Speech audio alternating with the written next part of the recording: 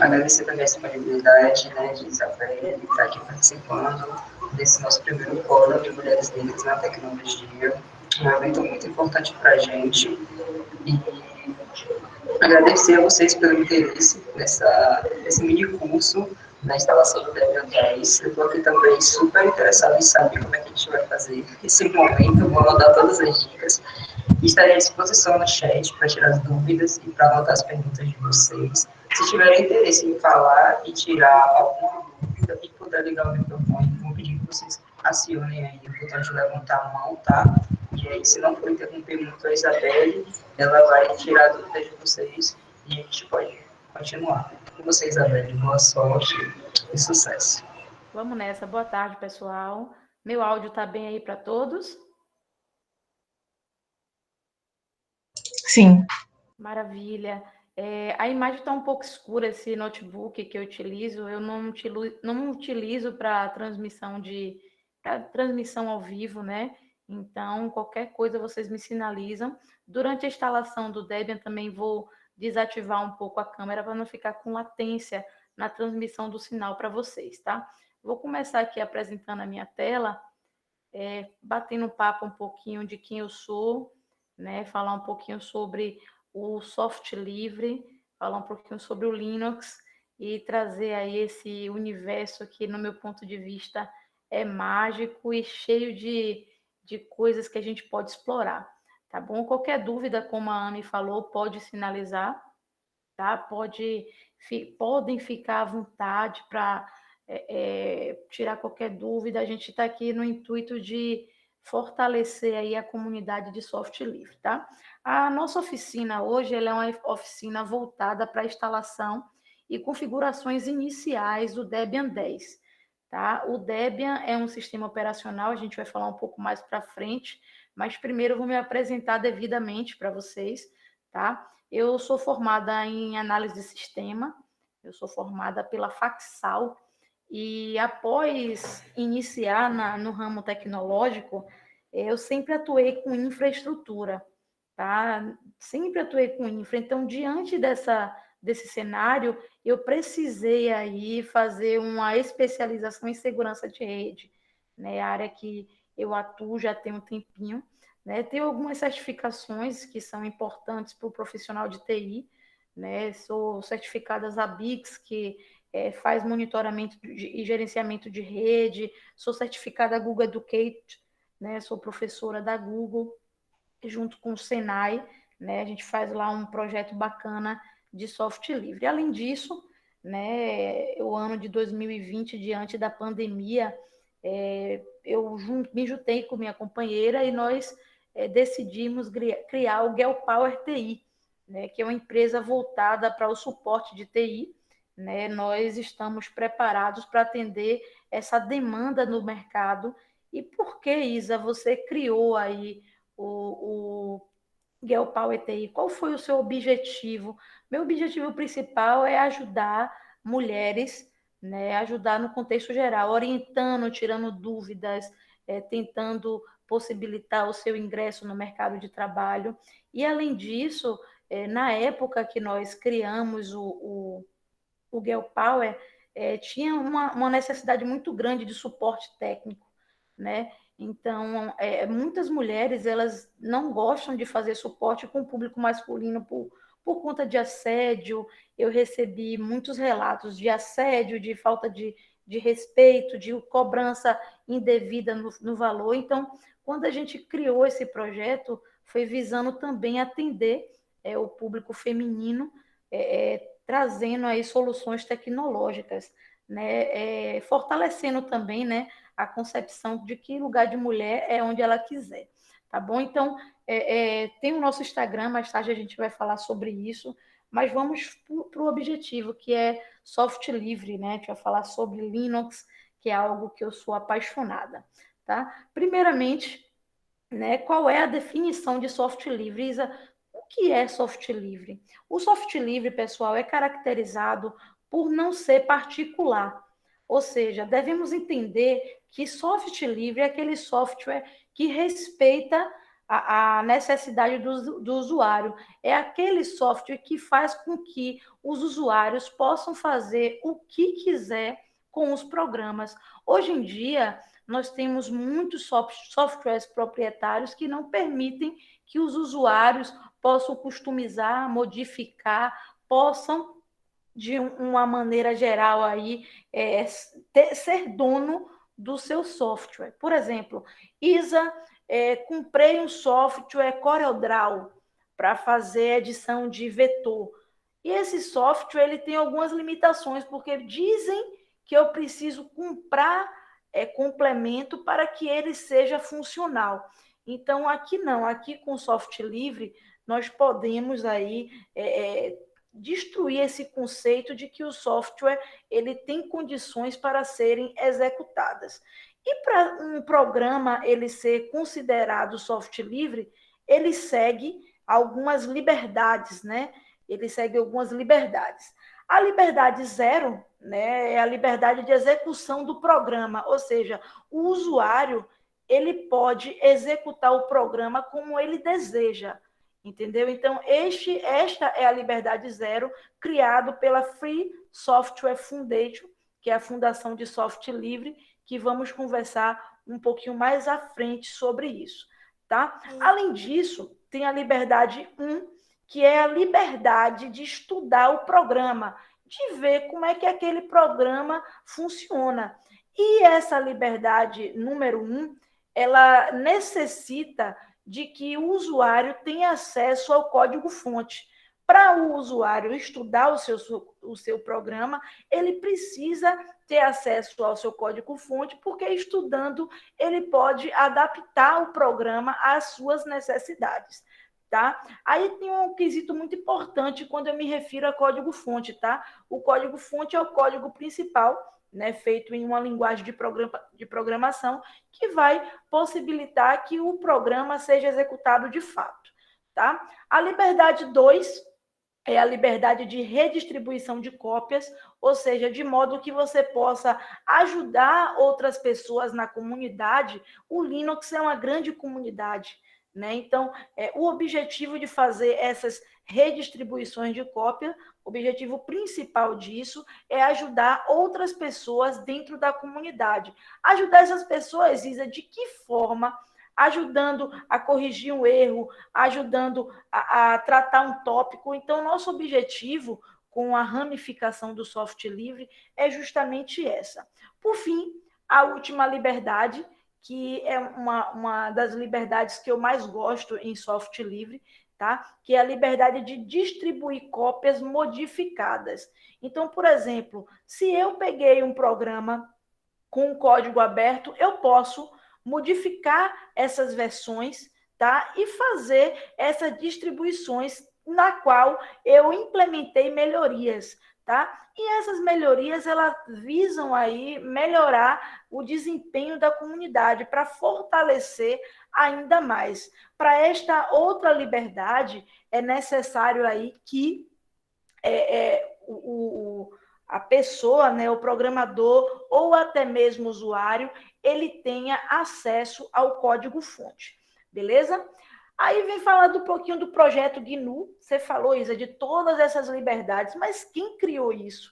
Quem criou isso foi Richard Stallman, em 84, tá? Nem era nascida ainda, 18 anos apenas eu tenho, brincadeiras à parte. Stallman, ele criou aí essa fundação, e essa fundação que ele criou, ele tinha um objetivo de fazer uma promoção, né, de promover software livre para toda a comunidade. Naquela época, quando ele criou esse projeto, né, ele e sua equipe de programadores eram vistos como loucos. Por quê? Porque essa causa pela qual eles lutavam era tratada como impossível. E hoje em dia nós temos o Linux aí bem estruturado, tem sistema, o sistema Linux roda em muitas empresas e comunidades no mundo inteiro. Então, esse projeto GNU, com o projeto GNU, ele veio aí a ser o primeiro projeto em software livre, tá? Esse projeto que eles tinham na época era de ser um projeto completamente livre. completamente gratuito. Então, para esse projeto, eles iriam solicitar que todas as implementações e funções do sistema operacional fossem abertas, para que eu pudesse customizar, de fato, que eu não pudesse influenciar no funcionamento do software. Então, Stallman, ele visava esse projeto, tá? Só que tinha um grande problema, tá? O problema era esse aqui, ó, copyright e copyleft, né? O que acontece? São dois padrões de direito autoral. O primeiro padrão é o padrão de direito autoral que tem aí como principal objetivo o monopólio, tá? Limitação de código-fonte, obstáculos à inovação. Por exemplo, o Windows. Você compra o Windows ou o técnico instala o Windows no seu computador e você não tem acesso ao código-fonte para fazer devidas mudanças. O que acontece? Você acaba ficando preso, condicionado a usar um software ou um sistema no qual você não pode fazer nenhuma manipulação, ou seja, você fica refém do seu software. Já o copyleft é um regime que é completamente aberto, onde o programador, o usuário, quando você obtém esse tipo de regime, você tem livre acesso ao código-fonte, ou seja, você pode, né, ajudar no engajamento desse software, você pode fazer um empreendimento coletivo para fazer com que aquele software seja melhor visto e valorizado no mercado. Isa, então você quer dizer que software livre é igual software gratuito? Não. Você pode ter o seu software livre e você cobrar por ele. Mas isso não quebraria a filosofia do projeto? Não. Você só precisa deixar o código-fonte aberto. Se eu quiser, por exemplo, desenvolver um programa que faça cadastro de usuários e esse programa eu quiser cobrar R$ 20 por ele, eu posso fazer isso sem problema nenhum, desde que meu código-fonte esteja aberto e eu respeite, né, todas as características do software livre, tá bom? Qualquer dúvida, pessoal, vão colocando aí no chat, não fiquem acanhados, não, tá? Vamos nessa. Aqui eu trago algumas distribuições Linux, né? No início antes de começarmos a transmissão, a Nanda havia dito, eu já instalei Debian, já faz 84 anos que eu instalei Debian, já instalei Ubuntu, né? Então, o que acontece? Existem diversas distribuições Linux. Não estou dizendo que existe 10, não estou dizendo que existe 1000. Existem muitas distribuições. E cada uma dessas distribuições tem uma característica diferente, tá? A primeira e principal distribuição Linux foi o Debian. O Debian, o sistema operacional que nós vamos implementar hoje, foi o principal sistema operacional que foi criado aí. E existe o projeto dele até hoje, né? E através desse projeto do Debian, né, surgiu outros sistemas operacionais, tá? Aí veio o Ubuntu, que também é um sistema operacional completo e tem base com o Debian, né? Ele foi extraído através do Debian e ele é mantido por uma empresa sul-africana, que é a Canonical, né? Inclusive, tem muitas empresas que implementam aí o Ubuntu em suas instituições, tá? Outro sistema operacional que é bem parecido com o Windows é o Linux Mint, né? Todos os meus alunos e amigos que desejam migrar para software livre, eu sempre recomendo o Mint, porque é um Linux mais enxuto, um Linux que chega mais perto, né, visível, a aparência é bem próxima do Windows, né? Porque as pessoas pensam, poxa, vou trocar de sistema, mas não tem aquele costume de utilizar o sistema de plataforma aberta. Aí vamos ver aqui com o CentOS, que é um sistema operacional que não é para o usuário final, é um sistema operacional para servidores. Então, muitas empresas utilizam o CentOS, né? O Kali Linux, que é uma distribuição voltada para a segurança cibernética, inclusive especializada em realizar teste de penetração. Tá? Então, com o Kali Linux, você consegue aí fazer um gerenciamento completo de segurança, seja da sua empresa ou seja do seu ambiente doméstico. Você tem como levantar requisitos se tem algum risco, você pode verificar se tem algum perigo no ambiente corporativo que você atua. Tá? Eu trabalho muito com o Kali Linux. Temos o Red Hat. Tá? O Red Hat, ele também é um sistema operacional voltado para servidores, inclusive o segundo computador da América Latina, que fica aqui em Salvador, no Senai Cimatec, roda Red Hat, tá? Então, a Isa, e ele comporta um servidor enorme, aquelas salas enormes, sim, ele comporta. Então, o Red Hat, ele é a base do CentOS, só que acreditem, é um Linux que é pago, tá? O Red Hat é Linux, mas ele é pago. Mas o código dele, ele continua aberto. Por que, Isa, esse Linux é pago? Porque ele serve diretamente para fazer controles de grandes servidores de rede, tá? E o último que eu botei aqui é o GIMP, que é esse aqui que eu uso. Tá? Eu utilizo o GIMP, depois eu mostro mais um pouquinho para vocês sobre ele. Eu já utilizo esse sistema operacional já tem 2 anos, tem tudo que eu preciso. Tá? Tem Office, tem PDF, tem BitTorrent, tem o Discord, tem Telegram. Eu faço tudo o que eu faria na Microsoft por um Linux, só que tem uma diferença, eu não pago nada por isso. Tá? Esse sistema aqui é todo plataforma aberto e todos os pacotes, todos os programas que rodam nele são todos de plataforma aberta. Tá bom? Até aqui tranquilo, Anne? Tem alguma pergunta, galera?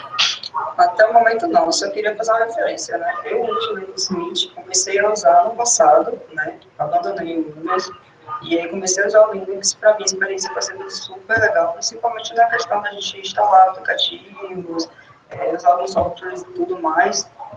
A questão, assim, de vir limpo, né? Que a gente tem aquele costume de quando a gente baixa no Windows, sempre vem alguma coisa a mais para instalar. E no Linux é totalmente limpo. E a instalação muito mais rápida, o funcionamento e a qualidade de uso do computador é muito melhor. Por exemplo, você consegue ter o Telegram, o Discord, o WhatsApp e o Spotify na palma da mão, assim, facilmente, na barra de navegação, coisa que quando a gente está usando o Windows a gente não consegue. Então, o uso do software livre leva a gente a ter muitas coisas. É um testemunho de fé, com certeza. Se vocês não usam, vamos começar a usar. Ami falou uma coisa interessante. O que acontece? Quando você baixa algum programa no Windows, ele pode vir com outros complementos. Né? E isso acreditem, pessoal, é o principal motivo de chamados tecnológicos, seja ele empresa, seja ele para um usuário final. Né? Baixei aqui um programa e veio um vírus. Então, isso acontece o tempo todo porque na Microsoft... Me escuta, não está conseguindo me escutar, Maria? Devo continuar, Anne? Aumentar um pouquinho, Maria. Aqui a gente está conseguindo Viviane escutar. está perfeito, né? Aqui também está bom. Pronto, vamos seguir. Maria, uma dica. Tenta sair e retornar para a sala novamente. Então, quando você baixa algum programa, algum complemento, você pode estar, sim, prejudicando o seu dispositivo. Por exemplo, hoje, uma amiga, Isa, meu computador parou de funcionar depois que eu fui baixar um antivírus. Ou seja, o Windows, ele tem muitas fontes para que você possa fazer esse download.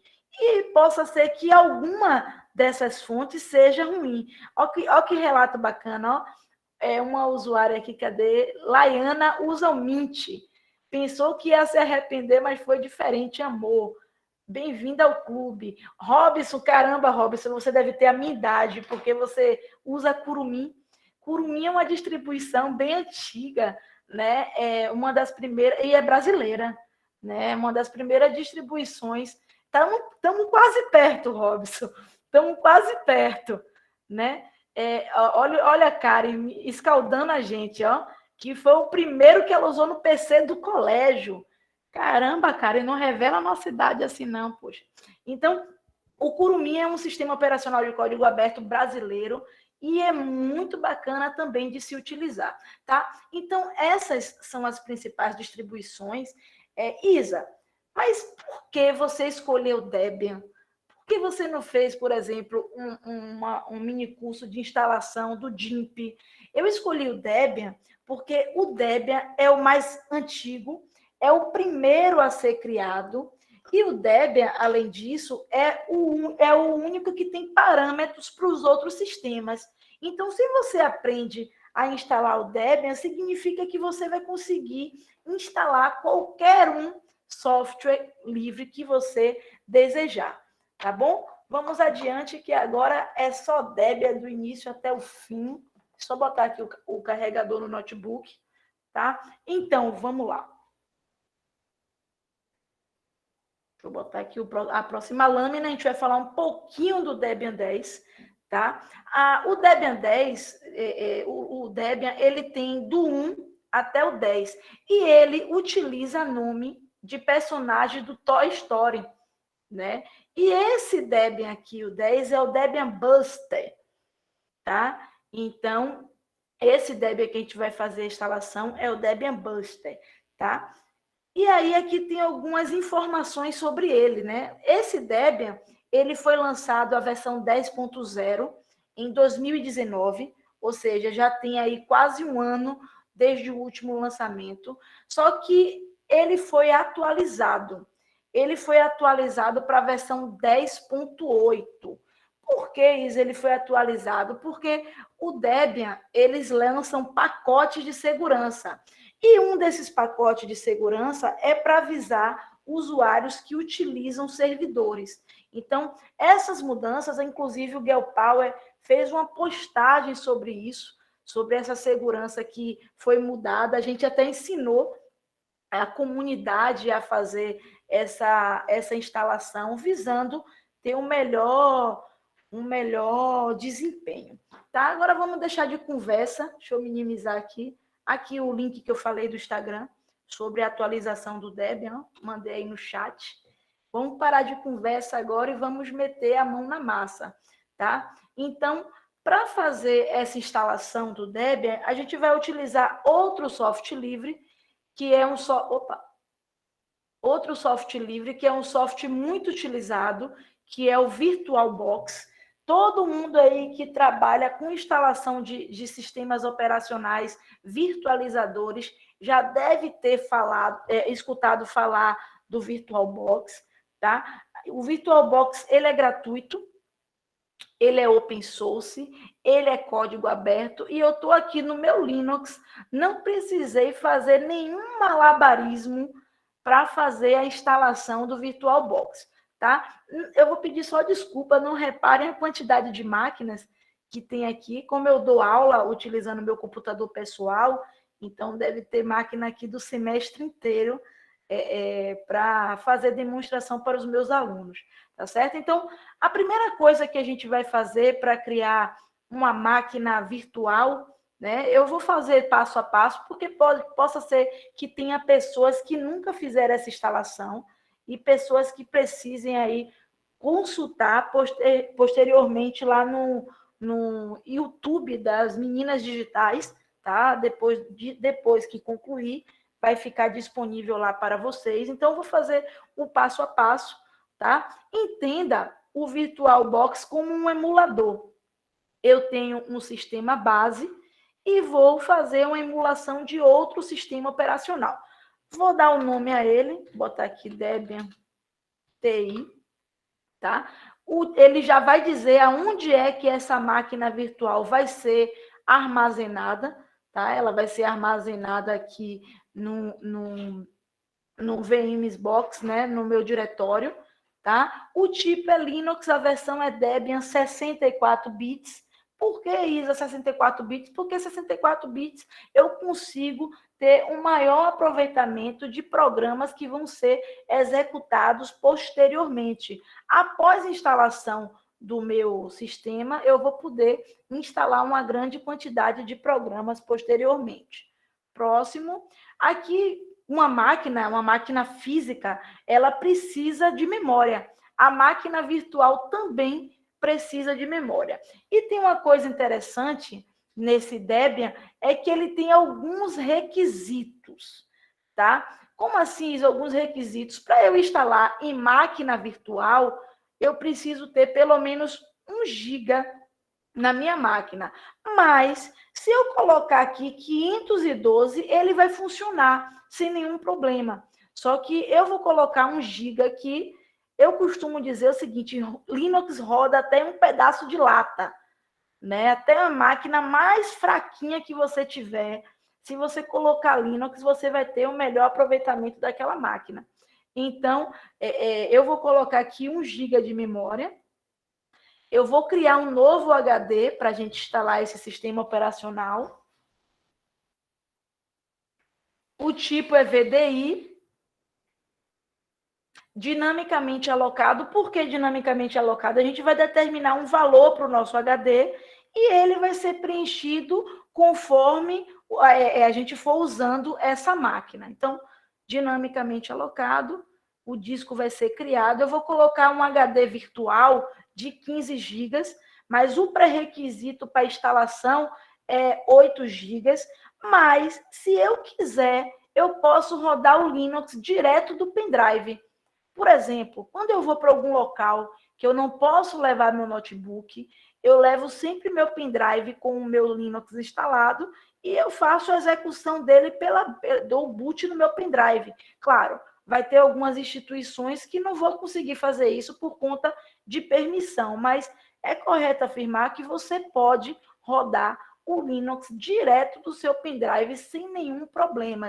Inclusive, muitos técnicos de suporte fazem isso para salvar arquivos corrompidos dos computadores do cliente. Ó, vou rodar o Linux aqui, coleto todos os dados que foi corrompido no sistema que tinha aqui, depois eu reinstalo o sistema e coloco os dados novamente. Vou criar aqui essa máquina, ela já está aqui em criação. Outra coisa que eu preciso trazer para vocês, que para criar essa máquina, eu preciso de uma ISO. Todo sistema operacional, ele tem uma ISO. Todo mundo aqui sabe que é ISO, tá de boa? Um arquivo compactado, né, no formato ISO, para fazer aí a instalação. Eu vou colocar um link aqui com as ISOs do Debian para a galera. Vou botar aqui no chat, ó. Esse é o link principal que tem todas as ISOs da nova versão, ó. Tá em torrent, mas você tem outras opções de download. Claro, o torrent é mais rápido e mais seguro, se tratando de Linux. Então, você pode escolher o primeiro CD, tá? Ele tem 3 GB, você pode baixar sem medo nenhum. Se você tiver alguma dúvida sobre a veracidade das informações, ele já deixa aqui, ó, o certificado de segurança para você fazer uma comparação, né? Como todos os sistemas operacionais. Então, deixa eu abrir aqui o meu sistema, vou escolher o meu Debian aqui. Ele vai carregar e vai iniciar aqui, iniciou na outra janela, e vai iniciar aqui. Essa é a tela principal de instalação do Debian. E nessa tela principal de instalação, tem algumas opções, né? A primeira opção é para você realizar uma instalação gráfica, que é o nosso objetivo. O nosso objetivo hoje aqui é fazer aí uma instalação gráfica, né? A segunda opção é uma instalação normal, sem interface gráfica. Oxe, Isa, como é que eu vou instalar um sistema que não precisa de interface gráfica? Bom, se nós formos trabalhar com servidores de rede, nós não vamos precisar de interface gráfica. tá? Só precisamos usar interface gráfica se formos usuários finais, né? Mas se estivermos aí atuando em uma empresa e essa empresa necessitar de um servidor de rede, tá? Daqui a pouco eu vou até fazer uma demonstração para vocês, tá? Nós não precisamos instalar interface gráfica porque o Linux, ele é um grande shell. Todo mundo sabe o que é shell aqui? Um shell é o interpretador de comandos.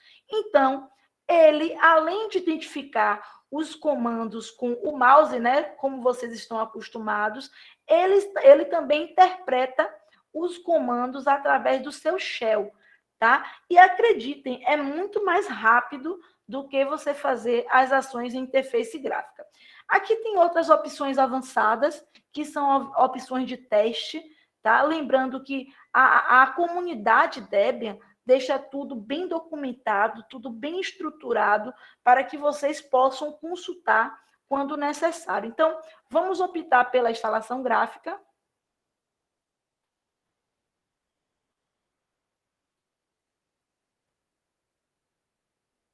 Tá dando umas travadinhas aqui, mas daqui a pouco carrega. Pronto. Estão me escutando bem, turma? Tá com delay. Aqui já foi, mas na gravação não. Aqui tá tranquilo. Se alguém Tranquilo, tiver né? algum problema, avisa aqui no chat, tá? Pronto, tranquilo. Então, o próximo passo é selecionar a linguagem. Isabelle, essa aula vai ficar gravada? Vai sim, vai ficar gravada.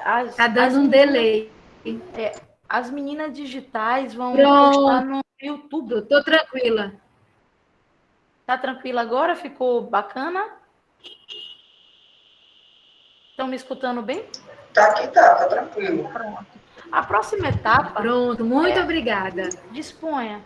A próxima etapa é escolher o idioma. Isso aqui é muito importante, porque o Linux ele é muito criterioso nessa seleção do idioma. Porque se eu falei para vocês que ele é um grande shell que interpreta comandos, se você colocar um outro idioma, né, você vai precisar aí entender como é que funcionará esse outro idioma no seu teclado, tranquilo? Então, vou aqui botar português, Brasil. Ele vai perguntar em que território você está, né? Você confirma Brasil, português brasileiro. Ele é bem criterioso com isso. Por que ele é criterioso com isso? Por conta dessa questão do interpretador de comandos, tá? Ele vai carregar os componentes adicionais do sistema, tá? Essa instalação em máquina virtual, ela leva entre 10 e 15 minutos, mas eu já deixei até uma outra máquina aqui para demonstrar para vocês como é que é feito essa configuração, para mostrar, né, funcional pós-instalação. Pronto. A próxima etapa é informar, o hostname da máquina. Eu preciso dar um nome para minha máquina. Então, você pode chamar ela de PC1, tá? Você pode chamar ela de PC, pode chamar ela de meu notebook. É um nome que você vai atribuir a ela. Por padrão, ele vai vir como Debian, mas eu posso botar aqui, ó, PC Isabelle. E esse vai ser o hostname da minha máquina. Vou continuar. Domínio. Nós não estamos em um cenário empresarial nem estudantil. Então, nós não temos um domínio. Se nós não temos um domínio, a gente pode avançar na instalação, que isso não vai ter nenhum problema. Um domínio é um endereço na internet, né, que vai fazer o redirecionamento da sua máquina. Ou seja, se estivéssemos em um domínio, essa minha máquina ia responder a este domínio ou na internet ou na empresa, tá? Aí a Nanda já usa local para as máquinas de casa conversar, isso é bom, né? Vamos continuar aqui sem domínio para não fazer. Aí vem senha do root. Quem usa Linux aqui sabe que o root é o usuário supremo, né? É o super usuário. Então, a gente precisa definir uma senha forte para o nosso root, né? Por que isso eu tenho que definir uma senha forte para esse usuário? Porque é ele que vai fazer toda e qualquer mudança no nosso sistema. O nosso usuário comum é um simples usuário. Ele não tem poder de fazer nada em nosso sistema, mas nós podemos dar poder a ele, nós podemos transformá-lo em super usuário. E para fazer isso, nós utilizamos o comando sudo ou o comando su para fazer essa classificação aí de poder do usuário root. Isa, eu posso deixar sem senha? Não. Você precisa definir uma senha para esse cidadão aqui, porque ele é um dos usuários mais importantes do sistema. Inclusive, é uma senha que a gente precisa tomar cuidado, porque se outro usuário tiver acesso a essa senha, pode comprometer todo o funcionamento do nosso sistema. Tá? Vou avançar aqui, vou dar um nome para o usuário, Isabelle. E por que não maiúsculo? Porque o Linux ele vai interpretar como comandos. Então, o nome Isabelle, além de ser meu nome de usuário, vai ser também o nome que estará contido na minha linha de comando. Tá? Vou continuar aqui. Ele vai pedir para confirmar o nome do usuário e esse usuário também tem senha. Né? Uma coisa que é muito importante é atribuir essas senhas para garantir a segurança dos nossos colaboradores ou dos nossos familiares, como a Nanda aí, ó. Se todo mundo usa Linux, é claro. Né? Bahia é para configurar o relógio.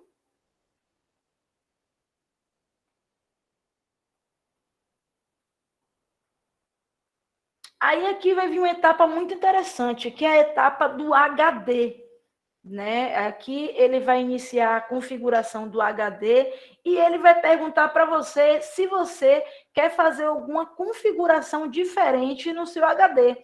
Se você quer usar todo o HD, se você quer usar parte do seu HD, se você quer criptografar esse HD, ou se você quer fazer a instalação manual desse sistema.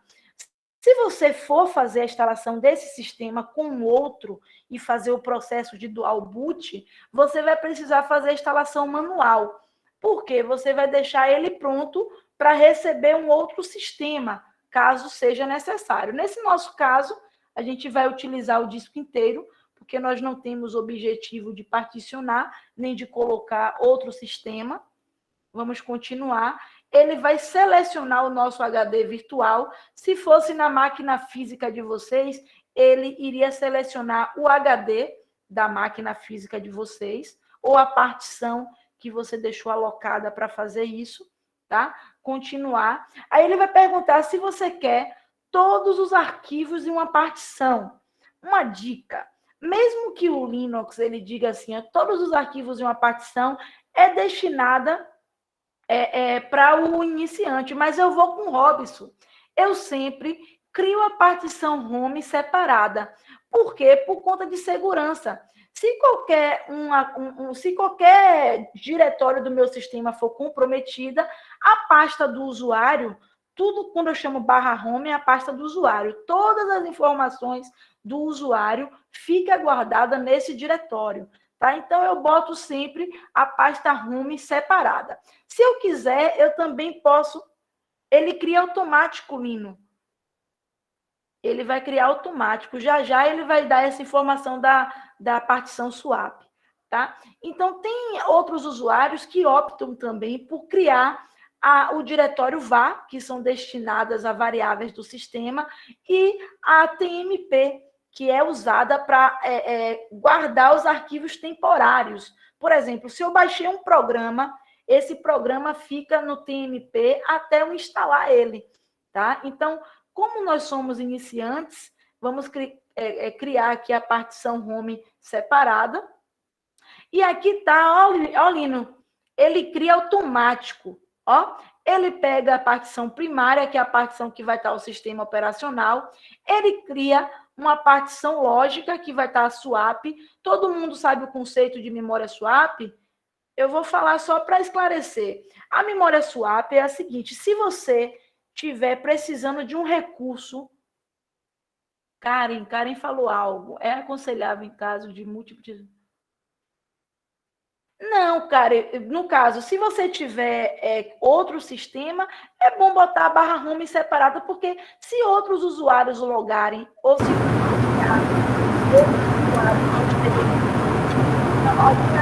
o áudio ficou com ruído. Agora voltou ao normal. Agora voltou. Pronto. Então, não é que seja aconselhável, né, criar essas múltiplas instalações com a home separada. Tá? Você precisa determinar. Eu estou fazendo a instalação pontual, que é do Debian 10, e nessa instalação eu quero a barra home separada. Lembrando, só vou mostrar aqui a minha máquina, ó, o que é a barra home. Aqui é a minha máquina física. Ó. A barra home é onde fica, deixa eu mostrar aqui, barra home, aqui a home, ó, é onde fica toda a minha pasta pessoal. A pasta pessoal de Isabelle está toda no disco home. No Windows é um pouquinho diferente, tá? No Windows você tem o disco C, o disco D, o disco E. No Linux não, no Linux é uma árvore de diretório, cada um dessas árvores com um objetivo diferente dentro do seu sistema. Perdão, cada um desses diretórios com objetivo diferente dentro do sistema. Então, Karen, não precisa fazer, ele não faz isso por si só. Ele te dá essa opção, ele te pergunta, Karen, tu quer criar a barra home do usuário Karen separado? Entendeu? Aí o Lino já falou que cria o home em outro HD. Lino já faz um backup, né? Isso é uma vantagem, né? Mas aqui você consegue, ele enxerga a outra partição, tá? Mas Lino está ostentando aí, ó, coloque em outro HD, né? Mas quem não tem outro HD, entendeu? Robson, o Ubuntu que parou de particionar o swap. O Ubuntu, eu sou muito, eu parei de acompanhar algumas informações do Ubuntu, que o Ubuntu ficou um sistema operacional muito carregado. Tá? É um sistema operacional livre, mas ele também tem pacotes que não são free, né? E ele ficou muito diferente, tá? A partição swap, como eu estava falando, é uma partição que vai auxiliar o sistema, vai auxiliar a memória física do seu computador. Vamos supor, no seu computador está sendo executado 5 programas diferentes. E nesses 5 programas diferentes, faltou memória para tocar esse programa. Aí o sistema acha a partição swap, né, para essa partição swap ajudar, complementar a você executar o programa. Aí tem aqui, ó, a partição swap, ele pegou 1 GB. Lembrando que o nosso HD é de 15 GB, né? 15 GB apenas. Nanda botou ali a paz que dá formatar uma nova versão. Isso é verdade, porque é mais, como é que eu vou dizer? É mais confortante, né? Você não fica com tanto medo de perder os seus arquivos pessoais, né? O que a Nanda relatou é que se tiver uma atualização, possa ser que comprometa o seu sistema, e se a ROM está separada, você não tem nenhum problema em instalar aquela atualização. Pelo menos se der alguma intercorrência, você vai ter os seus dados íntegros. Se eu trocar de distro, esse aqui é um exemplo claro. Nanda, eu comprei um SSD. E ele fez, eu botei a ROM aqui, tá vendo? E aqui são as informações do sistema. Só precisei mexer nisso aqui, ó. Todos os meus dados estavam contidos no outro diretório. É muito bom isso, muito funcional. Tá? Aí ele vai perguntar ao sistema se você quer finalizar o particionamento, você clica aqui sim. Ele pergunta se você quer escrever as mudanças no disco. Se você acabou de fazer todo o esquema de particionamento e está tudo ok, de acordo com as suas características, você coloca assim e já foi.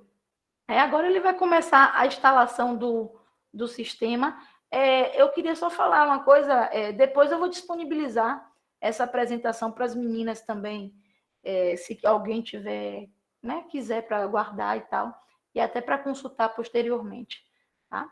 Vou fechar ela aqui. Ele está fazendo a instalação do sistema básico, tá? E essa instalação, ele tende a levar aí de 10 a 15 minutos, por quê?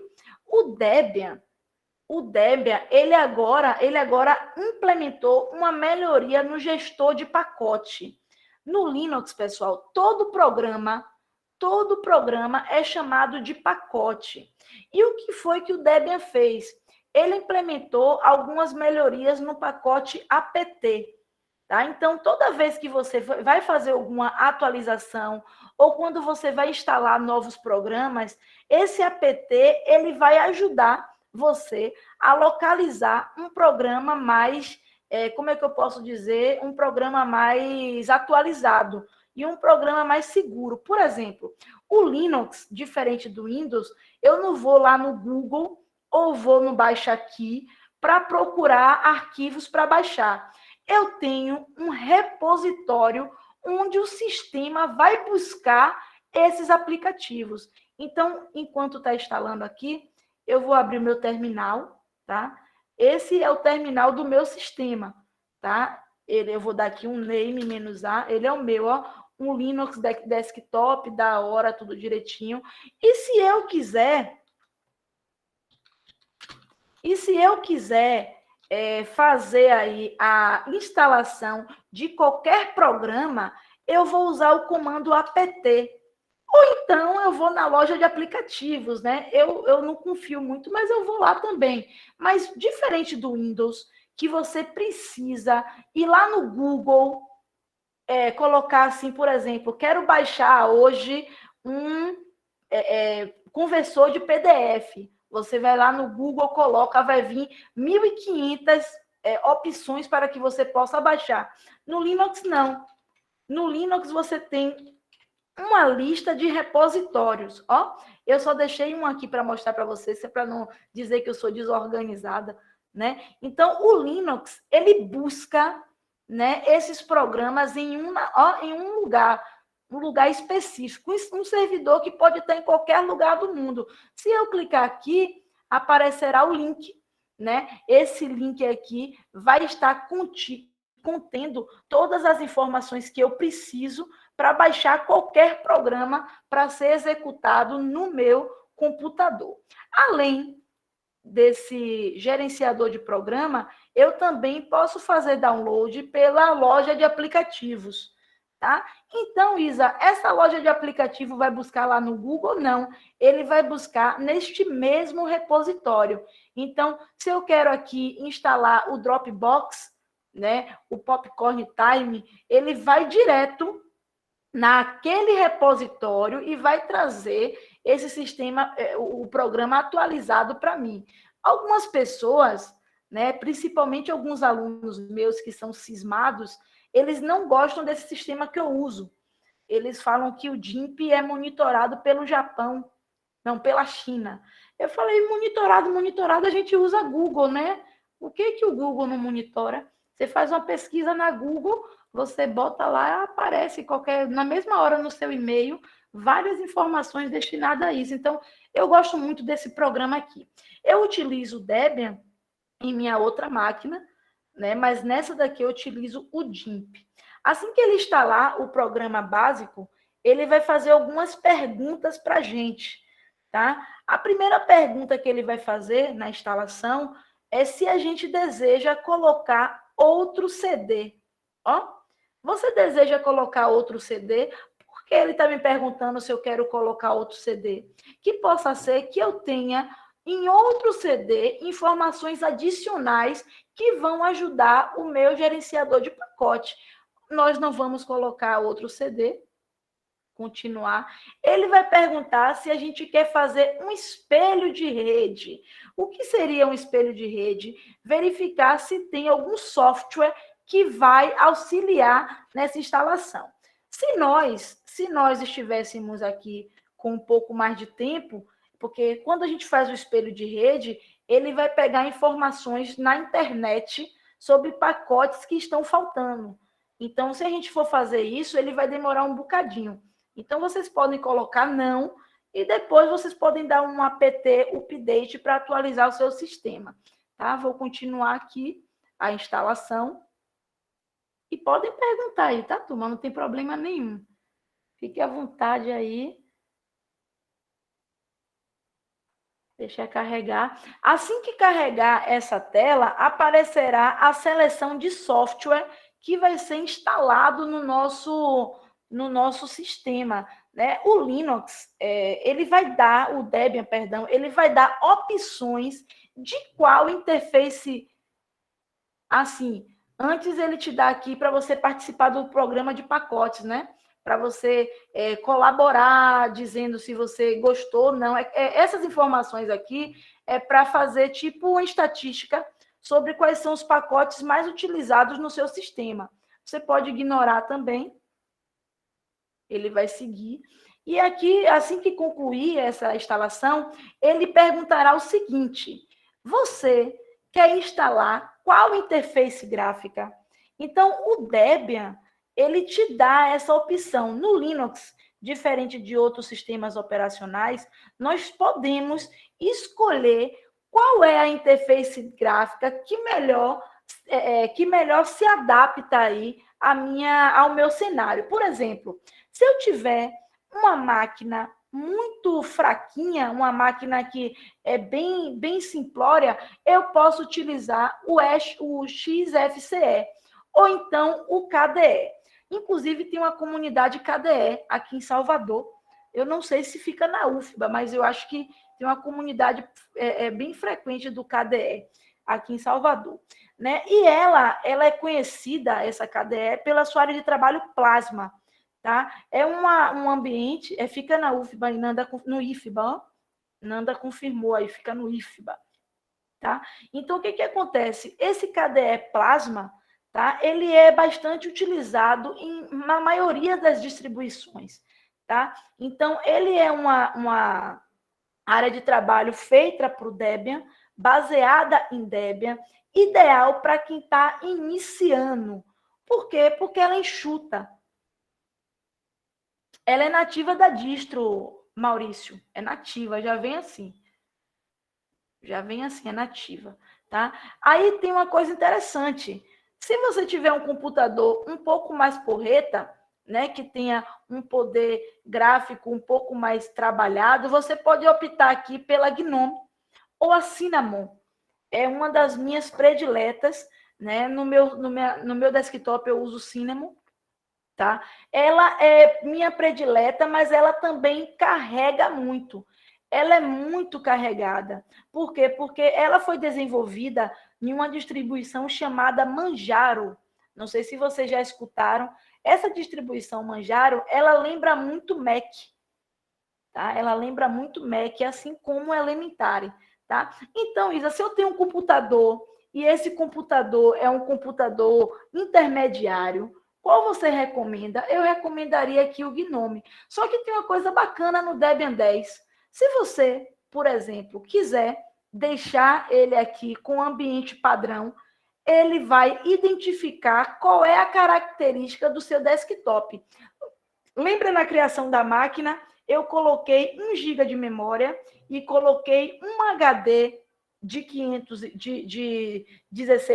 gigas, ele vai dizer, para esse PC, eu vou trabalhar com ambiente de trabalho no Debian, o padrão, tá? Além disso, tem outras opções aqui que vocês podem habilitar ou não. Como eu falei, essa distribuição também ela é voltada para servidores, tá? Então, se você quiser, você pode instalar um servidor web. Se você quiser, você pode instalar um servidor de impressão. Se você quiser, você pode fazer um servidor de acesso remoto, sem problema nenhum. Mas vamos continuar a instalação. O queridinho, né, Kari? Queridinho. Aí, o que acontece? Essa instalação aqui, ela demora um pouquinho. Né? Aí, o que foi que eu fiz? Eu já deixei uma máquina aqui já com a próxima etapa. Deixa eu só minimizar essa daqui, para a gente não roubar todo o tempo da configuração. Muito eficiente. Eu já tinha pensado, porque esse processo de instalação ele vai demorar de 20 a 20 minutos.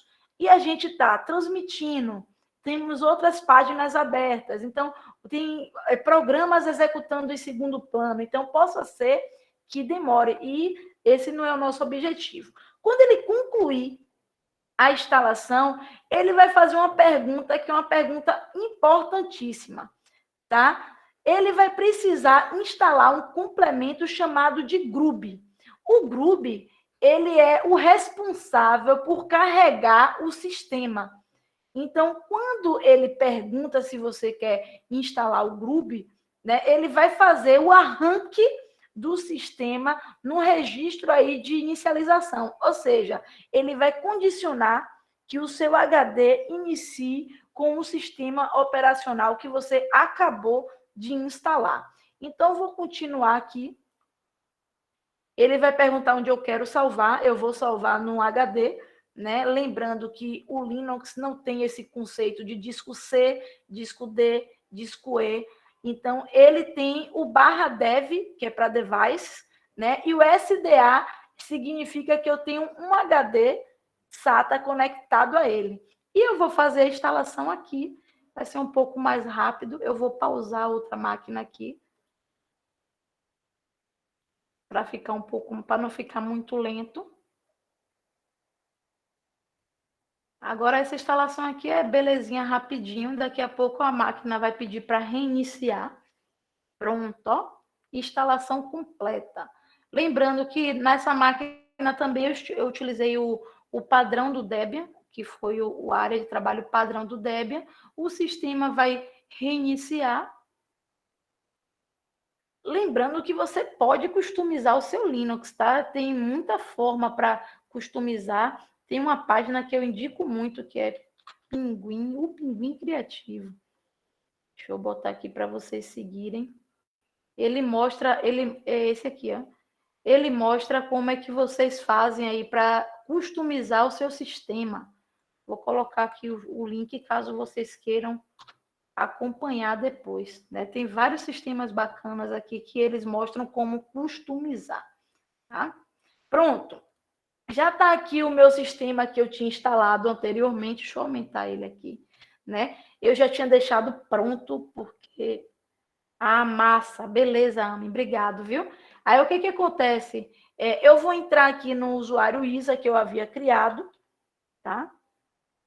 E vocês vão ter acesso à área de trabalho principal do Debian, tá? Como vocês já devem saber, como usuário Linux, ele vem, o ambiente de trabalho vem assim, ó, seco, sem maiores informações, tá vendo?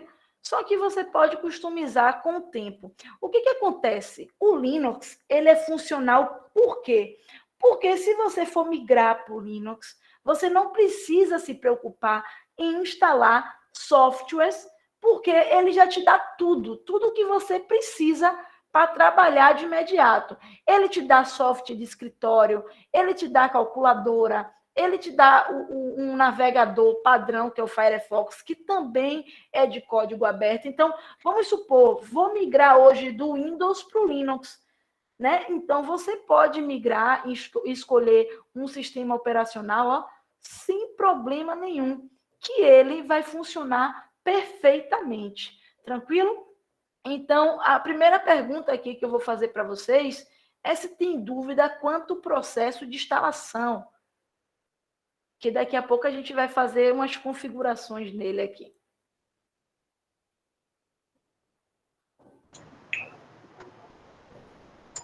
Dá um alô aí na tela.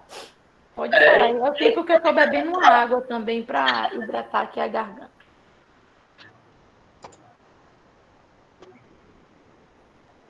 E aí, galera? Eu estou vendo aqui que tem alguns ex-alunos meus aqui na sala. Sejam todos bem-vindos, né? Linux, eu tenho muito tempo que não uso Linux, pelo menos há 15 anos. Comecei como conectiva. Eu fiz um curso de conectiva Linux em 2009. Foi um dos meus primeiros cursos em Linux. Red Hat 5. Nossa, você é velho, hein, Linux? 5.2. Estou querendo reaprender. Esse é o momento. Você usa que Windows? Pode falar, não, acho que pode, o áudio é aberto, o Windows 10, né? O que você pode fazer, Lino?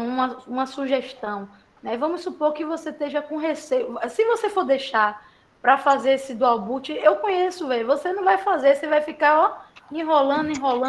Então, antes de migrar para o Dual Boot, coloca uma máquina virtual, né? Cria uma máquina virtual, faz a instalação, faz uma pesquisa para ver qual o melhor Linux para o seu uso, né? Para o seu uso pessoal, para o seu uso corporativo.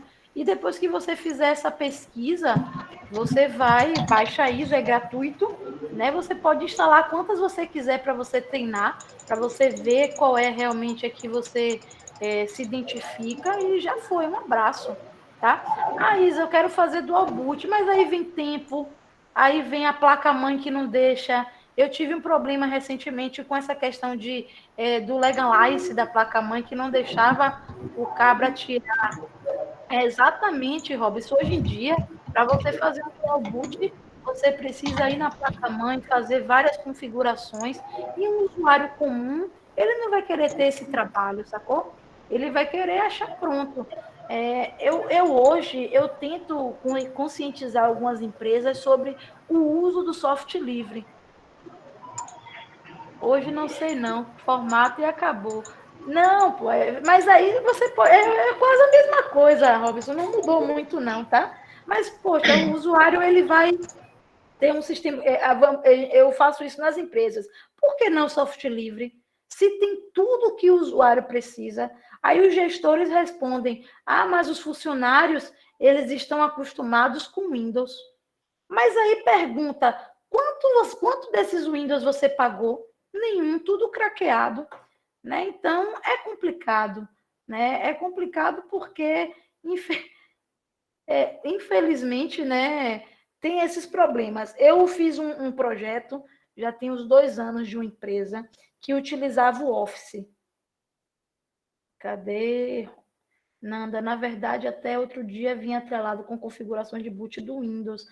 Tá complicado fazer esse dual boot, porque cada vez mais as placas-mães estão vendo mais restrita para o cidadão não mudar de sistema operacional. Aí você, além de ter um software proprietário, você acaba tendo um hardware que te condiciona a ficar mantido naquele sistema, tá? Antigamente, há 2 anos atrás, eu fiz um projeto em uma empresa que pagava o Office, né, o Office da Microsoft, eles pagavam com licença um valor muito exorbitante. E aí, o que aconteceu? Eu fiz um projeto, né? Nesse projeto, a gente tinha que eliminar esse custo e a gente instalou o LibreOffice, que está até aqui, ó. O LibreOffice é a ferramenta de escritório do Linux. Claro que hoje tem a WPS, tem várias outras opções, além do LibreOffice. E aí eu falei com ele, ó, a gente pode fazer aí uma migração para o LibreOffice, que é gratuito, a instalação é rápida, é código aberto, a gente pode customizar com informações da empresa, e você vai ter na sua receita flexibilidade, porque se você for pego em uma auditoria usando software pirata, isso pode gerar multa. E aí ele me falou: mas Isa, e os funcionários que não estão acostumados a usar isso aqui? Eu fiz um treinamento. A gente fez um treinamento, botou os funcionários tudo numa sala de treinamento. Eu falei: não, hoje vai ser esse aqui, vocês trabalham aqui. Em casa vocês usam o que quiser, mas na empresa vai utilizar esse aqui. Deixa eu ver a Milena. Eu passei muito trabalho com Positivo, que não queria reconhecer o pendrive com Debian. Positivo é luta, viu, Milena? Eu sinto muito aí pelo seu estresse, né? Deve ter sido uma luta. Vamos lá. Vamos para a ferramenta poderosa do nosso Linux aqui, né? No Linux, todas as ações podem ser feitas aqui pelos ajustes, tá? Todas as ações podem ser feitas nos ajustes. Infelizmente, de positivo não tem. É verdade, Fran. De positivo não tem nada, só tá dor de cabeça, tá? E a gente também pode fazer esses ajustes no terminal, né? Aqui é o terminal Linux. Quando você começa em Linux, né, você não quer mais parar. Observe que o hostname está Debian, tá? Se eu quiser mudar isso aqui, eu posso fazer isso por um comando, sem problema nenhum.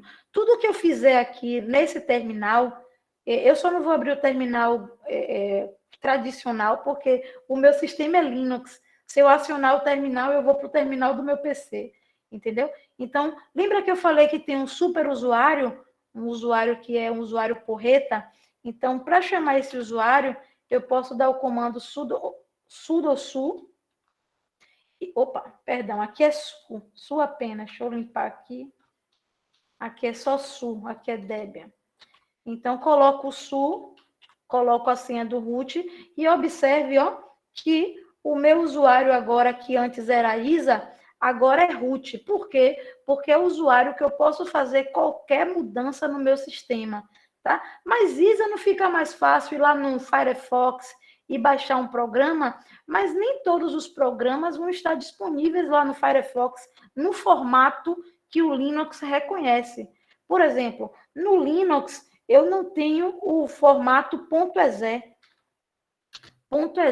Então, eu preciso de um formato .deb para fazer essa instalação. Então, para fazer essas instalações de forma segura, eu preciso estar com este usuário, que é considerado o usuário super administrador. Lembra que eu falei também que o Linux ele tem uma estrutura de diretório e a gente criou a barra home lá, tá vendo? Quando ele criou a barra home, ele criou a barra home do usuário Isa. E essa barra home do usuário Isa, se a gente der um comando ls, né, a gente vê todas as pastas. Mas se a gente quiser, a gente pode vir aqui no arquivo também e ele vai mostrar todas as pastas, tá? Então, é um sistema operacional que possibilita que você tenha uma maior facilidade. E ele, pessoal, tem tudo que você precisa para migrar. Ah, eu tenho receio de migrar, eu não vou migrar. Na verdade, existe dois tipos de pacote. Para o Red Hat e para o CentOS, é RPM. E para Debian, Ubuntu, Mint é .deb. Entendeu, Lino? Tá? Então, para você migrar, é muito simples. Você pode vir aqui e ver que tem tudo que você precisa, navegador, serviço de e-mail, serviço de áudio. Se você quiser, você tem aqui uma facilidade para você comprar, né, baixar, procurar programas, né? Ele vai dizer que você não pode baixar programas porque o repositório ele está incorreto, ó. Então, para você baixar programa aqui, você precisa configurar o seu repositório, dizer onde é que você vai baixar esses programas, porque é tudo muito seguro.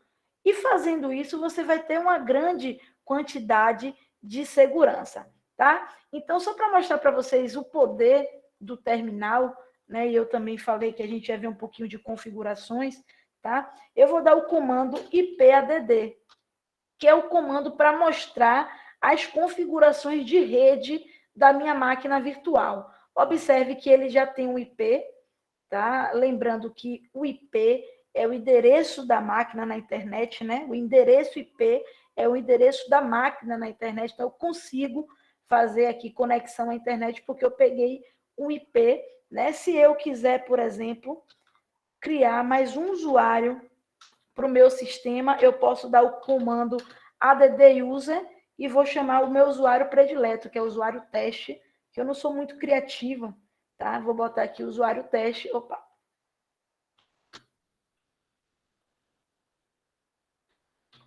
Use add teste.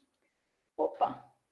Assim, perdão, eu tenho que configurar o usuário. Vou fazer isso no meu terminal da minha máquina, que eu estou sem permissão. Então, vamos lá, add user teste.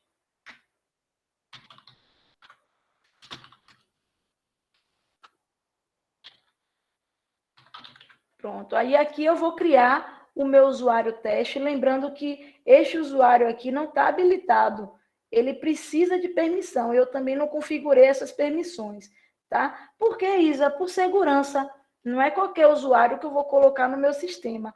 Então, eu criei aqui o usuário teste, vou dar aqui a senha desse usuário, posso inserir o nome dele completo, ele vai ser um usuário que vai ter permissão também no meu sistema. Se eu vier aqui, ó, eu vou dar um CD para entrar no diretório desse novo usuário que eu criei.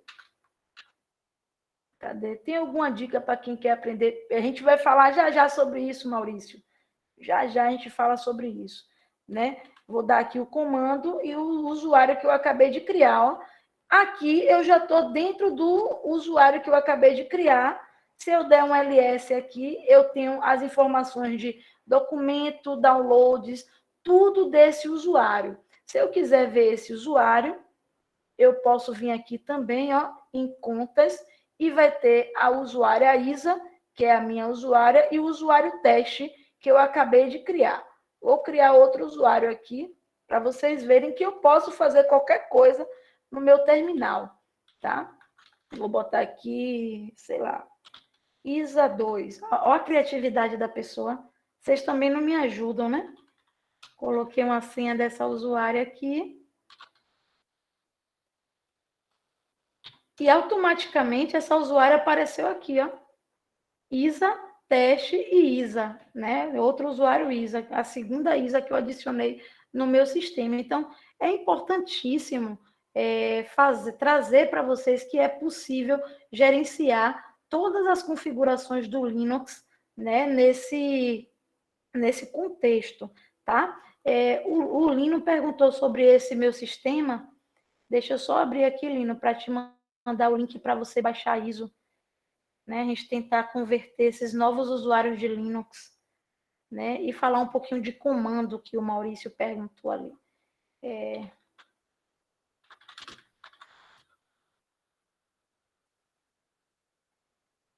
Eu gosto muito, viu? Eu gosto muito, viu, Lino? Gosto muito desse GIMP. Eu, sinceramente, não tenho nada contra ele. Eu tenho muita coisa a favor, utilizo ele sem problema nenhum. Tá? O pessoal fala segurança, Isa, é chinês. Eu falei, pô, já é monitorado mesmo, tá? Então, o Maurício falou sobre comandos, tá? E eu vou pedir licença aqui às meninas. Outra, oxe, E fica à vontade. o Power TI, né? A gente tem uma parceria com a organização chamada Cisco, uma empresa chamada Cisco. Né? A Cisco é uma das maiores empresas de tecnologia no mundo.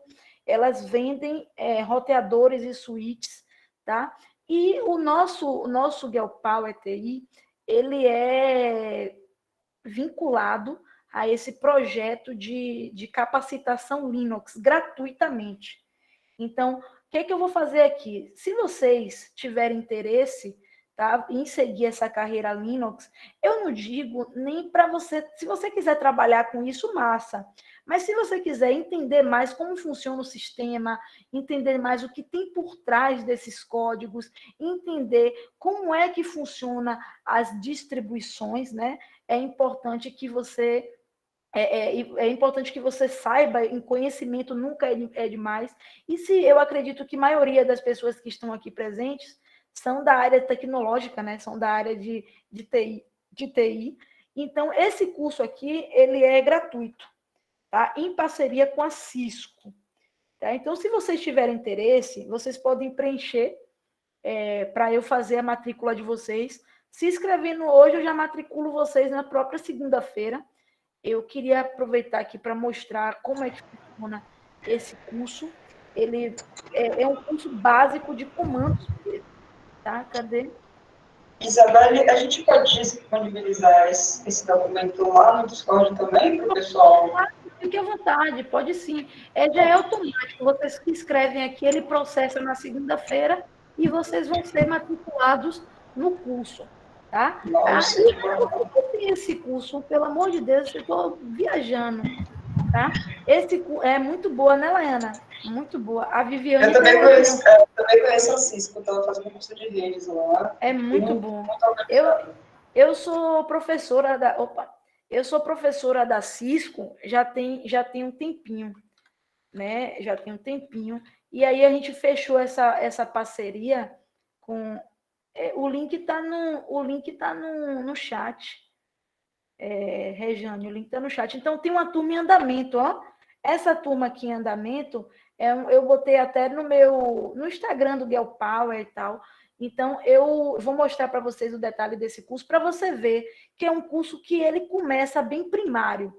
Ele começa falando de Linux, falando de software livre, e eu vou mostrar para o... Cadê? O Maurício. Isa, como é que a gente aprende comandos? Essa plataforma aqui de comandos, ela é muito interessante, Maurício, porque você tem como ver os laboratórios, tem como fazer os laboratórios. Deixa eu só entrar com minha outra conta aqui.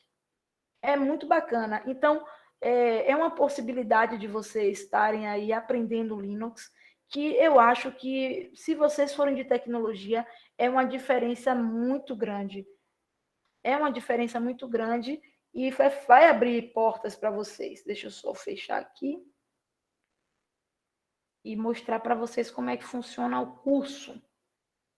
Tem algumas pessoas que já conhecem, tem algumas pessoas que já trabalham com Linux, mas conhecimento nunca é demais, tá? Antes de mostrar mais comandos para vocês, eu vou abrir aqui minha conta do trabalho. A Amy falou que já fez um curso de redes, né? Isso. É muito bacana, tem muita coisa legal. Muito bacana mesmo. Inclusive, vai ter até uma competição de cibersegurança. Aí a gente pode... Sigam a página da gente, que a gente sempre posta informações lá, se quiser também, tá? O Maurício falou que conhecimento nunca é demais. Quando a Juliana, que falou comigo, o pessoal das Meninas Digitais falaram comigo sobre essa possibilidade, eu pensei logo em software livre. Tá? Eu amo software livre, eu sou muito suspeita para falar em software livre. Eu tinha alguns outros laboratórios de cibersegurança, mas eu escolhi esse. Maurício, saca só, nesse curso que eu falei para vocês, ele tem os laboratórios práticos. E esses laboratórios práticos, ele vem com uma simulação de uma máquina virtual. Ou seja, vem aqui os comandos, tá vendo, para você fazer. Tá? Deixa eu só carregar. Ele vai carregar uma máquina que é Ubuntu, ó, para a galera que gosta de Ubuntu. E ele vem os comandos aqui que você precisa fazer nessa máquina. E é interativa. Tudo que eu faço aqui vai me dar um retorno. Então, é um curso bem interessante, bem legal. Vou dar um comando aqui, ó, para vocês verem, ó. Tá vendo? Ó. Aí ele vai falando o comando que você tem que dar. Ó. Ele traz esse laboratório é feito em Java, né? Ele executa aqui o terminal dentro do navegador. Ou seja, para você fazer esse curso, você só precisa de internet, né? Porque ele é acessado via internet. Então, vou botar aqui outro comando. Se você quiser também, você pode copiar e colar aqui os comandos. Ó. Lembrando que tem comando para tudo, tá? Cadê? Eu sou professor de educação básica, meus...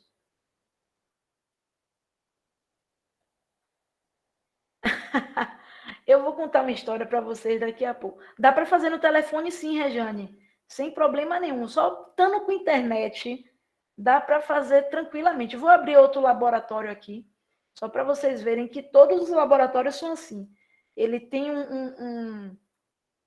um terminal interativo aqui, ó.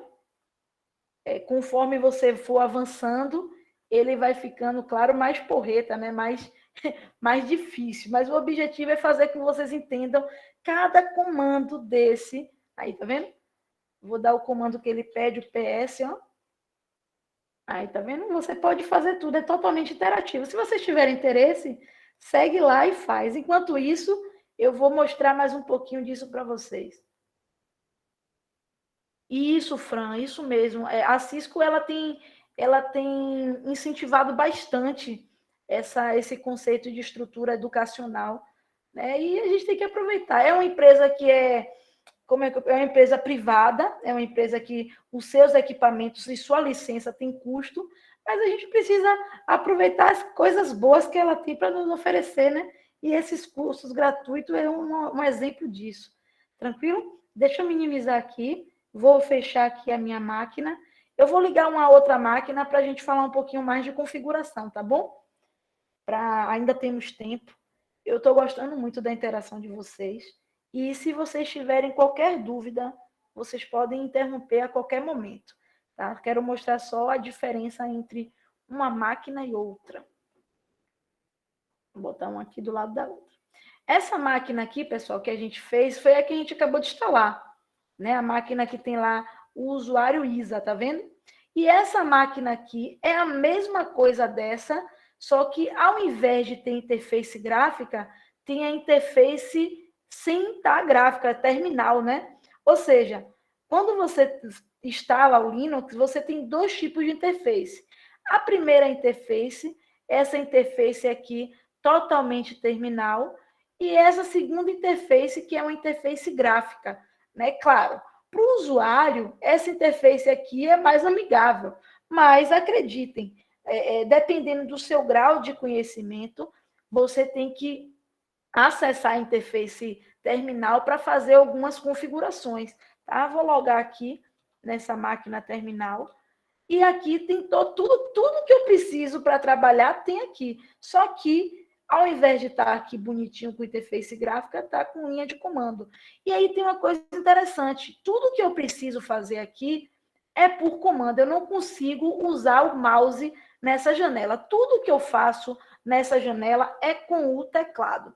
Então, o primeiro comando que eu vou dar para vocês aqui é o comando uname-a, que é um comando voltado para mostrar para vocês qual é a versão desse Linux. Ó. Essa versão é um Linux Debian, é um Debian 9, né? Que é uma plataforma Intel. Essas são informações simples da máquina. Vou mostrar também o nome dessa máquina, o hostname, ele é Debian. Eu posso mudar esse hostname se eu quiser. Posso chamar de máquina da ISA, máquina Meninas Digitais, posso colocar qualquer nome que eu quiser. Tem um comando também IPADD, que mostra qual é a minha configuração de rede. Mas, Isa, eu sou usuário comum. Eu preciso saber disso. Você é um usuário comum que optou por usar um sistema operacional que trabalha com transmissão de comandos. E se você enfrentar qualquer problema, você vai precisar aprender como resolver. Tá? Então, vamos supor, a internet não está pegando, Isa. Por que essa internet não está pegando? Então, você vai precisar ver se as suas configurações de rede está condizente aí com a configuração padrão, a atual, né? Isa, preciso baixar um programa. Não estou conseguindo baixar o programa. Então, você vai precisar ir no repositório, verificar se você consegue baixar este programa. Então, por exemplo, lembra que eu falei que tudo para você baixar, se você quiser baixar um programa no Linux, você precisa configurar uma lista. Então, essa lista já está preenchida. Ó. Então, se eu for baixar um programa, qualquer um que seja, Google Chrome, Discord, VirtualBox, qualquer programa que eu queira baixar, eu preciso configurar esse repositório. Mas tem uma coisa interessante. Algumas distribuições, como Mint, GIMP, Ubuntu, ele já vem já com essa lista pronta, para evitar que o usuário ele vá procurar em outras fontes, que ele vá procurar colocando um caminho incorreto. Mas eu só quero explicar isso aqui para vocês.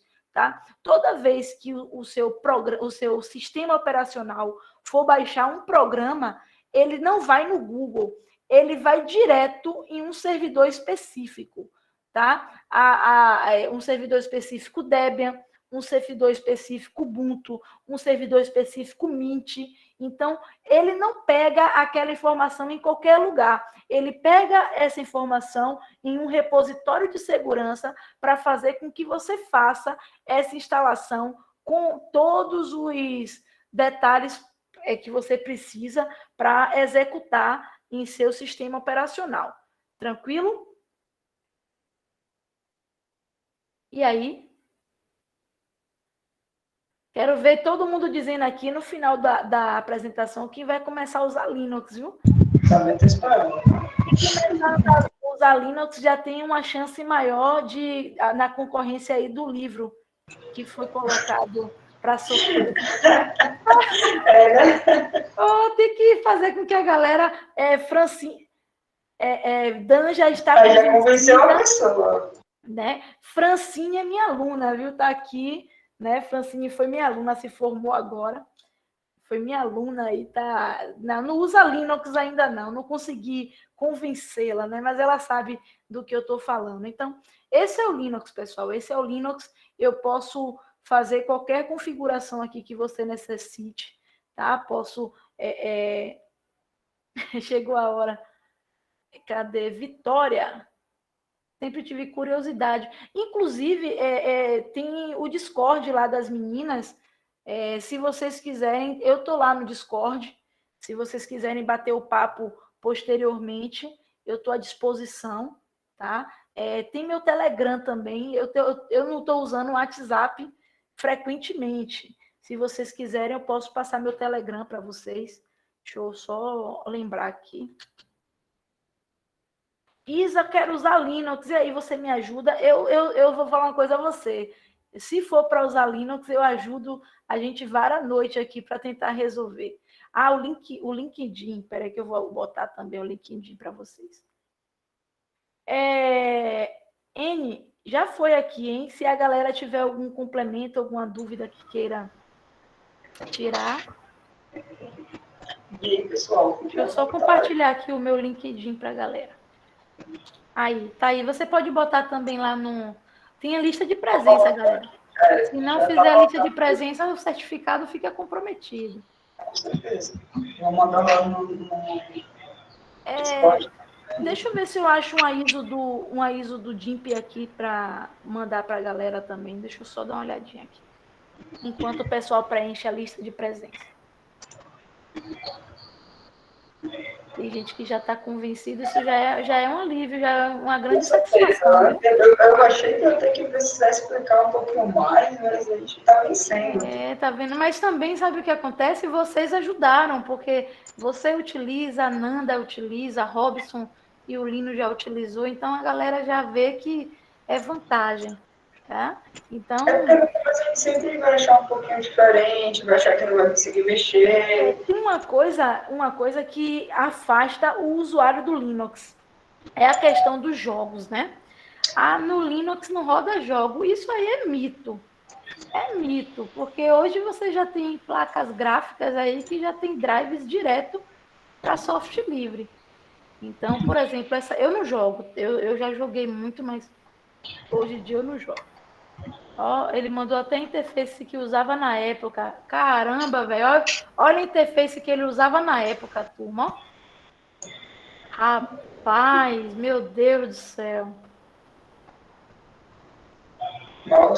Nossa, tô aqui. Mas muito massa, velho. Muito massa, velho. Nós entrávamos no terminal, aí do terminal a gente chamava essa interface. Muito massa. Gostei. Eu vou deixar aqui, vou favoritar aqui. Eu usava o e-mail, baixava os e-mails e as newsletters pelo Pine, ou então pelo Elm. Depois você dá uma olhada como é que era isso aí. Isso é bom, cara. Hoje em dia a gente tem um servidor próprio de e-mail já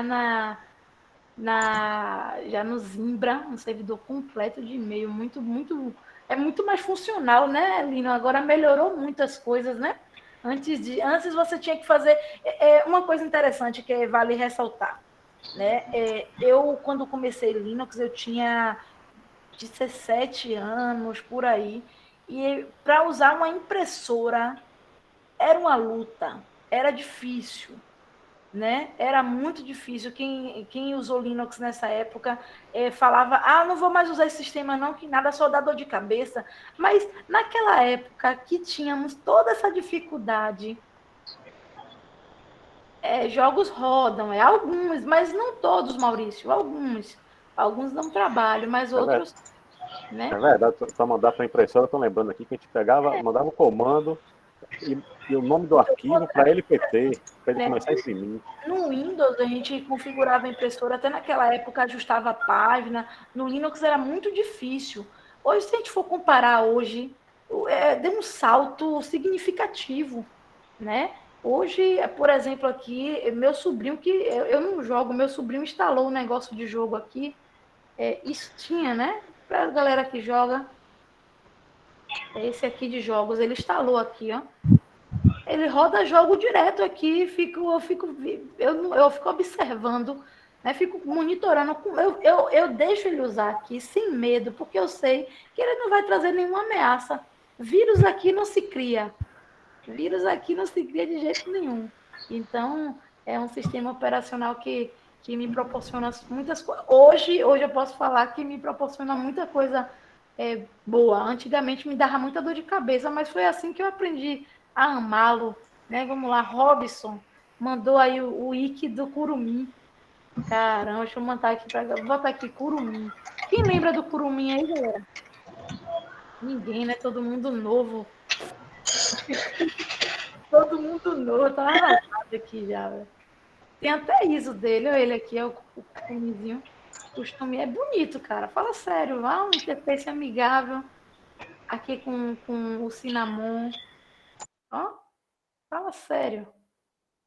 Aqui já com o XFCE que as meninas relataram aí, ó. Né? Então, o Curumim é muito bacana. É brasileira a distribuição, viu?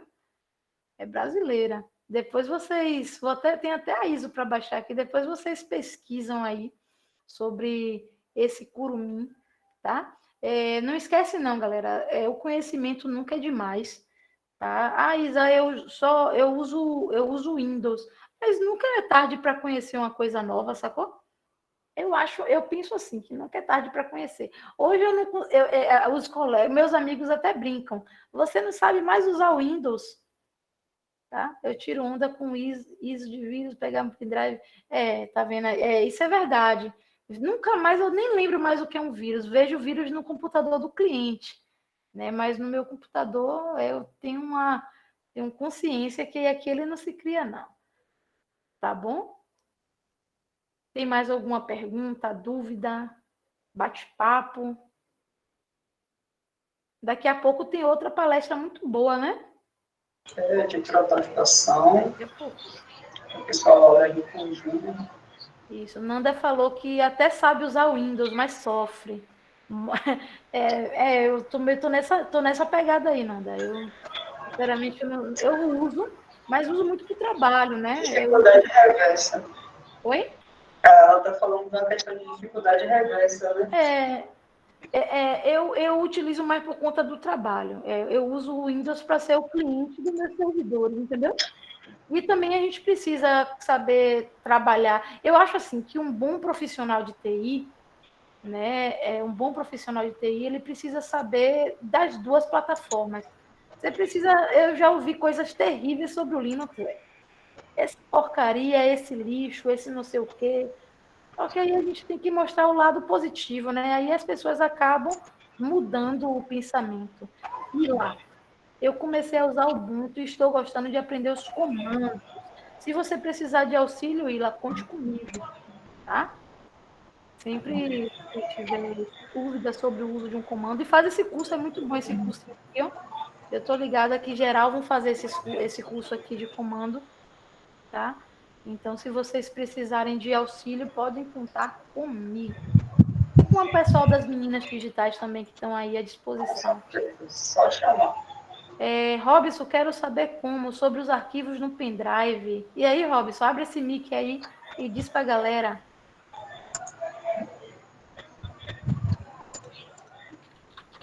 A grande graça, né, é que como você no Windows, o pendrive, ele já vem rodando automático e o cara não consegue fazer mais nada, no Linux ele não faz nada. Você abre normalmente. Você consegue até ver os arquivos que são estranhos, assim, né? E aí você consegue até excluir. Eu já até consegui fazer isso. Eu peguei o pendrive todo bichado de vírus, vi os arquivos estranhos, excluí todos eles e dei a pessoa de volta. Foi mais rápido do que passar um antivírus. No Linux é outro sistema de arquivo, né? No Windows a gente utiliza o sistema de arquivo NTFS. O Linux ele utiliza o ext4. Então, por ter um sistema de particionamento diferente, às vezes a gente consegue remover a ameaça. Aquele clássico vírus do atalho, né? É uma prova disso. É um vírus muito chato, tá? E aí você consegue fazer essa remoção. Tem como formatar o pendrive no Linux, descobri outro dia. Tem como formatar o pendrive no Linux. Eu acho que Eu acho que o profissional ele precisa entender, né? Não só o profissional, todas as pessoas precisam entender que existem outras opções, né? As pessoas pensam, só pensava que existia o Windows e Mac. Isso não é verdade, né? As pessoas precisam entender que existem outras opções, as pessoas precisam entender que não precisam pagar para usar nenhum tipo de programa. Por exemplo, nessa apresentação que eu fiz para vocês, eu mostrei um sistema operacional simples, um sistema operacional que não tem custo, e um sistema operacional que já vem com todos os principais programas instalados, já para você começar a utilizar. Você instalou o programa, o sistema, todos os programas já estão contidos ali, você pode simplesmente utilizar sem nenhum problema. Então, a gente precisa... o objetivo, quando as meninas digitais me convidaram hoje, foi trazer para vocês que vocês têm escolha, vocês não são condicionados a utilizar software proprietário, porque vocês... eu só sei usar o Windows, só sei usar esse sistema. Não, vocês não sabem, porque não foi apresentado outras opções para vocês, né? Eu costumo dizer assim, quando vocês começam no meio tecnológico, você vai até uma LAN house. Qual é o sistema operacional que tem na LAN house? O Windows. Né? Você vai em uma escola, qual o sistema operacional que tem na escola? O Windows. Né? Eu fui professora no colégio ICEA, não sei se vocês conhecem ali o colégio ICEA no Barbalho, lá tem curso técnico em redes e em programação. Eu fui professora lá no ICEA e tinha um laboratório que tinha Linux educacional. São algumas máquinas Linux amarelas, os gabinetes amarelos, perdão, os monitores amarelos. E aí eu questionei para a gestora da escola e falei, por que ninguém usa esse laboratório? Já tem tempo, eu já não trabalho mais lá. Ela falou, porque ninguém sabe usar. Ou seja, meus colegas, eles evitavam de usar o laboratório porque era Linux. Eu achei aquilo um absurdo. Eles falaram, Isa, se eu não sei usar, como é que eu vou ensinar os alunos a usarem? Aí eu falei, não, a gente tem um laboratório, tem uma quantidade de máquina, a gente tem que botar para funcionar. Aí a gestora da escola disse na época, né, a gestora da época falou, não, então vamos formatar todas as máquinas. Eu falei, não, isso aí é um crime, né? Isso é um crime. No máximo, se você quiser, faz um dual boot, né? Aí quem sabe usar o Windows, usa o Windows, quem sabe usar Linux, usa o Linux, mas a gente precisa dar a opção, né? Robson botou aqui. Robson falou sobre pagar a licença do Office. Hoje em dia, Robson, tem o Google, né? A Google é uma grande concorrente da Microsoft quanto a essa questão de executar o software direto na nuvem. Só que o usuário, no meu ponto de vista, ele tem que escolher. Ele chegou aqui hoje para fazer um curso de informática, ele precisa saber que existe outras opções além da opção que ele está já acostumado. Cadê Fran? A melhor distro de todos os tempos. Eu concordo que o Linux ele tem ganhado muita gente, até a galera gamer, né? Eu estou conseguindo convencer. Eu estou numa turma agora que tem 11 garotos. Dos 11, 7 já está usando Linux. Eu já estou no lucro, né? Cadê? Não existe Já tá. de novo. É verdade, Nanda. É verdade. É o computador de outra pessoa, né, Nanda? Essa Nanda. Então, sobre quando eu comecei a falar, ainda tem tempinho, né? Claro. Ainda quando eu comecei a falar, a primeira coisa que eu ressaltei foi o software, ele não condiciona você, ele não obriga você a manter os padrões. Então, pensa fora da caixa, abraça o novo. Tem uma comunidade muito forte, uma comunidade muito forte. As meninas que utilizam o Linux aí não me deixam mentir, sabe que tem muitos fóruns, né? Tem uma comunidade muito unida para fazer com que as coisas aconteçam. E agora tem a gente, né? Decidi usar Linux, e agora faço o quê? Agora conta com a gente. O importante, mesmo que você não seja de TI, tá? Mesmo que você não seja de TI, você precisa entender que não existe só Windows, não. Não existe só Mac, existe Linux também, e é tão bom quanto os outros. Tá bom? É isso, galera. Essa é a minha contribuição. Agradeço de coração o convite das meninas digitais, tá? Agradeço a mentoria aqui junto com a condução do evento, tá? Peço desculpas pelos travamentos, né? E também por não ficar o tempo todo com a cam aberta. Sou tímida, eu sou tímida.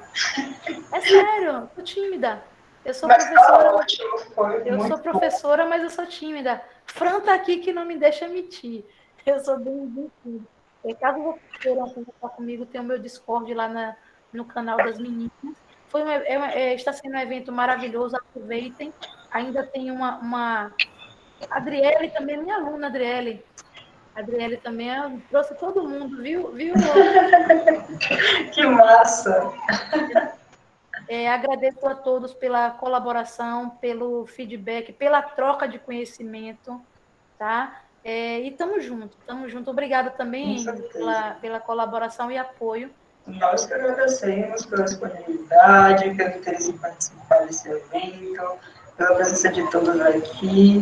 É muito importante para a gente, é uma vitória já começar o ano já com o pé direito, fazendo um evento Exatamente. dessa potência aqui. A gente está muito feliz desde ontem, desde toda a produção. Inclusive Nossa, ontem aquela mesa redonda ontem foi muito para a gente já ganhamos aí um ano, né? Porque é sempre muito importante a gente estar lembrando de qual é o nosso papel e qual é a importância da gente fazer um projeto como o que a gente faz para fomentar, né, e trazer mais pessoas, e principalmente mulheres negras na nossa área. Exatamente. E é isso. Exatamente. A gente que agradece a presença de todos vocês que se inscreveram, que estão participando de cursos, oficinas, palestras. E a gente não pode esquecer que amanhã a gente vai ter mentorias lá de carreira, empregabilidade, LinkedIn, né, de empreendedorismo preto. Amanhã tá muito bacana essa opções, né? Tá muito variado. Demais. A gente fica sem saber o que a gente assiste, mas a gente está Obrigada está gravando. Tá? Sintam-se todos abraçados virtualmente, né? Tomem cuidado, a Covid ainda não acabou, né? Um abraço a todos e fiquem com Deus aí. Conte comigo sempre. Obrigado. Gratidão. Obrigadão, gente.